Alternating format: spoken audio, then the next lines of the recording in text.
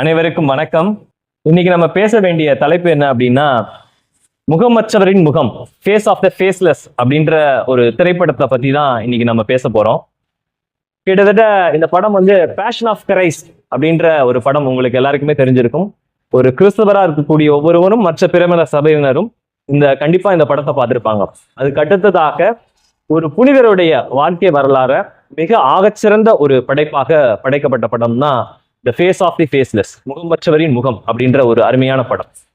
இந்த படம் கிட்டத்தட்ட 2024 ஆஸ்கருக்காக பரிந்துரைக்கப்பட்டு 2024 ஆண்டு கத்தோலிக்க கிறிஸ்தவர்களின் சிறந்த ஒரு திரைப்படமாகவும் மற்றும் 123 இன்டர்நேஷனல் அவார்ட்ஸையும் இந்த படம் வாங்கியிருக்கு. அப்படிப்பட்ட ஒரு படத்தை நம்ம அருமை சகோதரர் அவரு பார்த்திருக்காரு. அதை பத்தின அவர்கிட்ட இருந்து ஒரு சில கலந்துரையாடல் நம்ம பண்ணுவோம். வணக்கம். சோ இந்த முகமற்றவரின் முகம் அப்படின்ற இந்த படத்தை பார்த்திருக்கீங்களா? பார்த்திருக்கேன். எப்படி இருக்கு படம்? உங்களுடைய படத்தை பத்தி உங்களுடைய கருத்துக்களை நம்ம நேயர்களுக்கு சொல்லுங்க. உண்மையிலே படம் ரொம்ப நல்லா இருக்கு. இது எல்லாருமே பார்க்க வேண்டிய படம் தான். இப்போ கிறிஸ்தவர்கள் இல்ல மற்ற சபையினர்கள் மட்டும் அப்படின்லாம் கிடையாது, யாருனாலுமே பார்க்கலாம். இந்த படம் எல்லாத்துக்குமே ஒரு மோட்டிவேஷனான படம். இந்த படம் உண்மையிலேயே ரொம்ப ஒரு கிறிஸ்துவத்தை அடிப்படையாக கொண்டது. இது அன்பு, மன்னிப்பு இதை தான் மையமாக கொண்டது.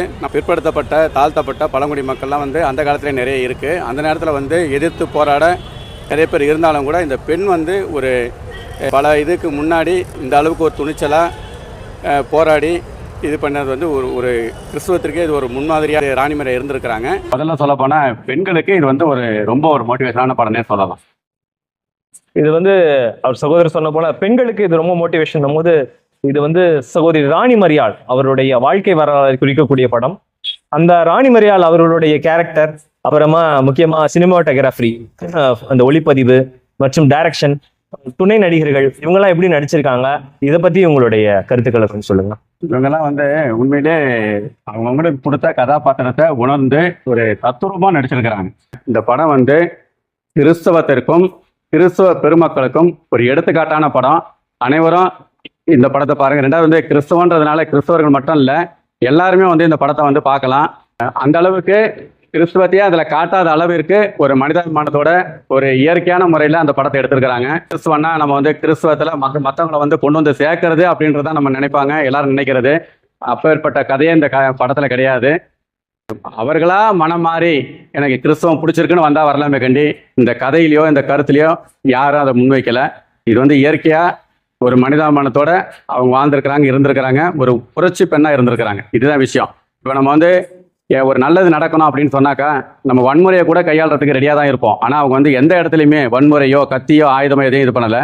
அவங்க முறைப்படி என்னென்ன பண்ணணுமோ, அந்த ஆஃபீஸரை பார்க்கணுமா, காவல்துறையை பார்க்கணுமா, இந்த ஒரு இதை பார்க்கணுமா அப்படின்ற ஒரு இதை வச்சு தான் பார்த்து அவங்க கையாண்டு அந்த பழங்குடி மக்களும் இருக்குது, தாழ்த்தப்பட்ட மக்களுக்கெல்லாம் தன்னுடைய உரிமை பெற்றுக் கொடுத்துருக்குறாங்க.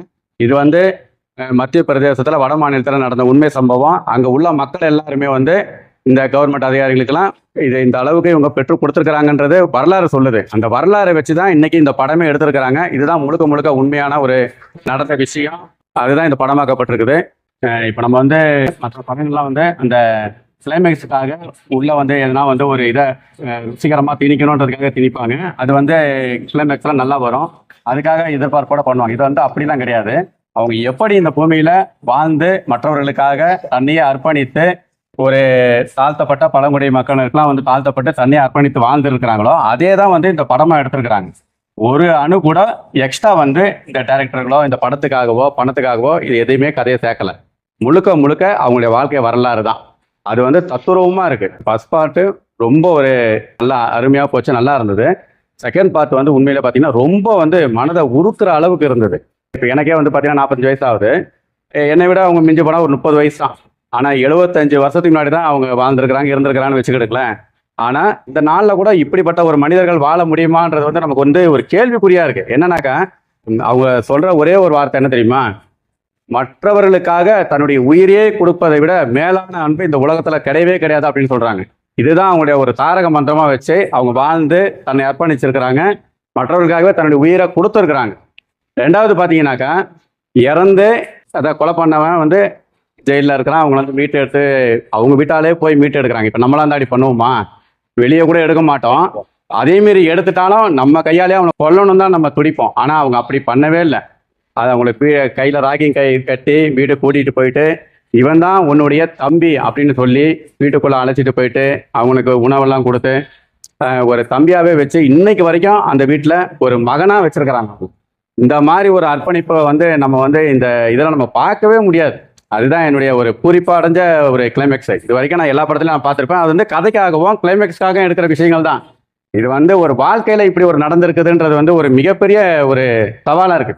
அது ஆனா உண்மையிலே நிறைய பேர் அந்த படம் முடிஞ்சிட்டு வெளியே வரும்போதே நான் கேட்ட விஷயம், நிறைய பேர் கண்ணில் தண்ணி வர ஆரம்பிச்சிருச்சு. நான் கூட இது வந்து கதைக்காக எடுக்கப்பட்டதான்றது வந்து எனக்கே ஒரு சின்ன கேள்வி எழுப்பிச்சு. நானும் அது வீட்டில் வந்து கூகுளில் சர்ச் பண்ணி பார்த்தேன். அவங்களுடைய வாழ்க்கை வரலாறுலாம் சர்ச் பண்ணி பார்த்தேன். உண்மையிலே இந்த டைரக்டர் எதையுமே வந்து ஒரு துளி கூட உள்ள சேர்க்கல. என்ன இருக்கோ அதுதான். அதனாலதான் வந்து இன்னைக்கு இந்த படம் பேஸ் ஆஃப் த பேஸ்லெஸ், இந்த படம் வந்து இன்னைக்கு ஒரு கிறிஸ்துவத்திற்கே ஒரு முன்மாதிரியாகவும் இருக்கு. இது வந்து பல பேருக்கு ஒரு எடுத்துக்காட்டாகவும் இந்த படம் இருக்கு. நல்ல பேரோட இருக்கு இந்த படம் உண்மையிலே. நீங்க பேசும்போது கூட சொன்னீங்க, நிறைய பேர் சொன்ன ஒரு விஷயம், யார் யாரெல்லாம் படம் பார்த்தார்களோ சொன்ன விஷயம் வந்து, நாங்க வெளியே வரும்போது ஒரு அழுகையோட ஒரு கண்ணீரோட தான் நாங்க ஒரு கனத்த இதயத்தோட தான் நாங்க வெளியே வந்தோம் அப்படின்னு சொன்னது வந்து நிறைய பேர் சொன்ன ஒரு வார்த்தை. அது கண்டிப்பா உங்களுக்கும் அது வந்து அந்த பாதிப்பு வந்து இருந்திருக்கும். பார்க்காத ஒருத்தருக்கு நீங்கள் சொல்லக்கூடிய விஷயம் என்ன? எதை எதிர்பார்த்து இந்த படத்துக்கு நாங்க போகலாம்? ஏன்னா நான் அந்த படம் பார்க்கல, நான் எதை எதிர்பார்த்து இந்த படத்துக்கு நான் போகலாம்? இப்போ வந்து ரொம்ப ஒரு கல்லான மனதுன்றது சில பேருக்கு இருக்கும்னு வைங்களேன். அவங்கெல்லாம் இந்த படத்தை பார்த்தாங்கன்னா கொஞ்சம் அந்த மனசை வந்து கொஞ்சம் தாழ்மை அடையும். மற்றவங்க மேலே எதுக்கு நம்ம போட்டு இவ்வளோ தூரம் நம்ம இது பண்ணுறோம், இப்படியெல்லாம் இருந்திருக்கிறாங்களே. 95 தான் அவங்க வந்து இறந்துருக்கிறாங்க. இதெல்லாம் வந்து 30 வருஷத்துக்கு முன்னாடி உள்ளதான். இந்த நம்ம வாழ்ந்த காலங்களில் அவங்க இப்படிப்பட்ட ஒரு பெண்ணாக இருந்திருக்கிறாங்களே அப்படின்னும் போது நம்மளாம் வந்து அதை வந்து ஒரு 10% நம்ம கொஞ்சம் மாறுறதுக்கான ஒரு வழிமுறை தான் நம்ம பார்க்க முடியும். ஏன்னா இந்த அளவுக்கு நம்ம இருக்க முடியாது. அந்த அளவுக்கு நம்ம காலம் வந்து இடம் கொடுக்காது, நம்மளும் இடம் கொடுக்க மாட்டோம். கொஞ்சமாவது நம்ம ஒரு தாழ்ச்சியா மற்றவர்கிட்ட ஒரு தாழ்மையா கொஞ்சம் இருக்கலான்றத சிந்திக்கிற அளவுக்காவது இருக்கும்ன்றதான் என்னுடைய கருத்து. கண்டிப்பாக இந்த படத்தை எல்லாரும் தியேட்டர்ல போய் பாருங்க. தியேட்டர்ல ஓடிட்டு இருக்கு.